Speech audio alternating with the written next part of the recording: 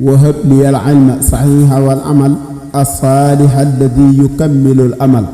F3S TV fondation sopp Serigne Saliou taxaw temm ngir yaatal liggéeyam Serigne bi. الصالح الذي يكمل الأمل.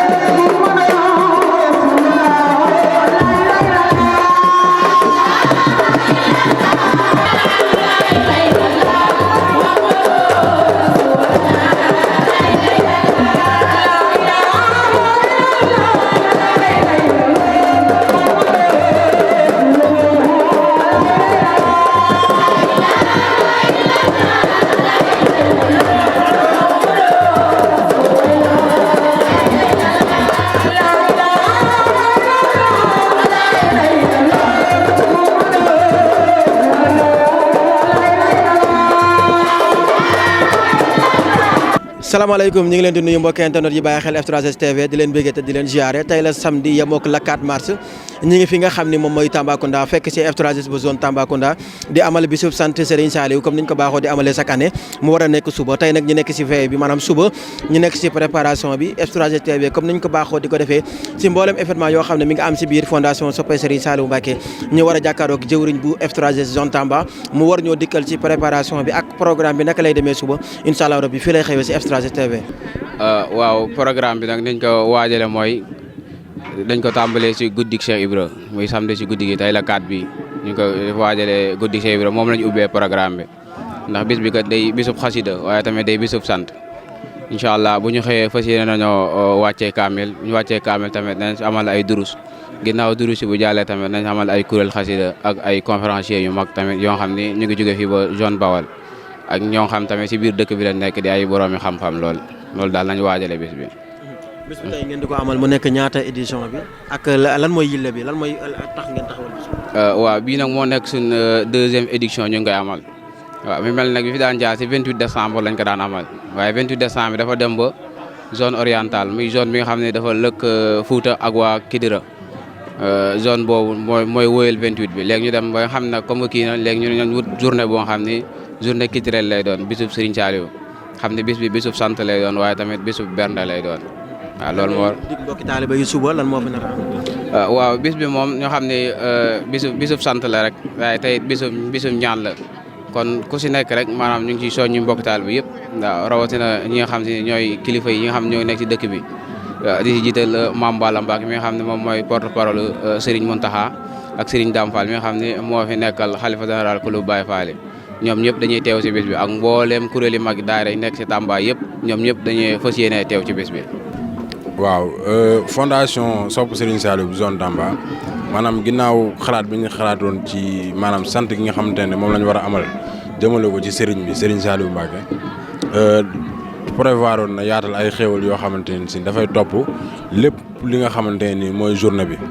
ñu ngi ko tàmbale nag tey jii nga xamante ne ni mooy le 4 mars. nga xamante ne si ñu ngi ko jagleel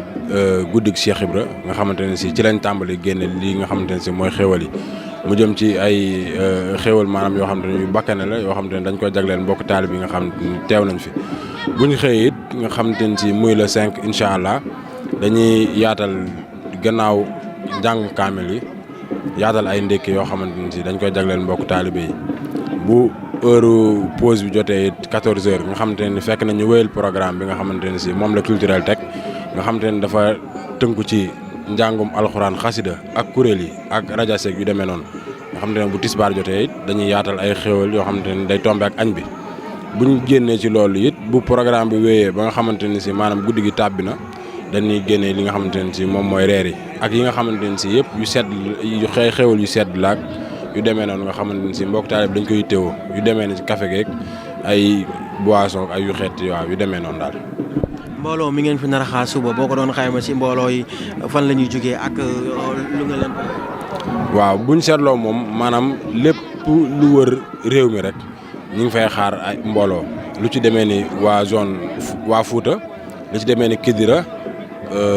Kolda Gouloumbou waa zone Bawol mooy waa Touba ak mboolem daayira yi nga xamante ni si ñu ngi ci dëkk bi du rek daayira murid yi waaye mboolem tarixa yi nga xamante ni ñu ngi ci dëkk bi ñu ngi leen di xaar kon maanaam yaakaar na séntu fi mbooloo moo xam ne si dina doon mbooloo moo xam ne daanaka mosuñu koo séntu ci ndaje